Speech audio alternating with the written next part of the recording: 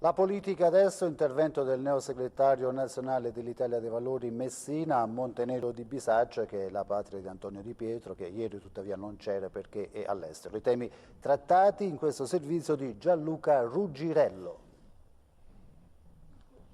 L'Italia dei Valori riparte da Montenero di Bisaccia. È proprio questa la località scelta dal neosegretario Ignazio Messina per rilanciare il partito dopo il flop alle scorse elezioni politiche, quando si alleò con Rivoluzione Civile di Ingroia.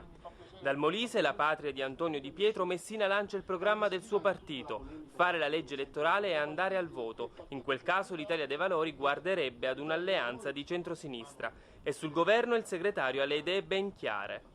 Noi riteniamo che sia un governo del galleggiare, un governo che era meglio non far nascere, un governo che non riesce ad assumersi responsabilità. Se pensate, alcuni temi, hanno parlato dell'IVA e l'hanno rinviata, hanno parlato dell'IMU e hanno detto ne parliamo a settembre, gli F-35 forse non li compriamo ma poi vediamo, non è in grado di decidere. Altrettanto netto è il giudizio sulla condanna di Silvio Berlusconi. Giustizia è fatta.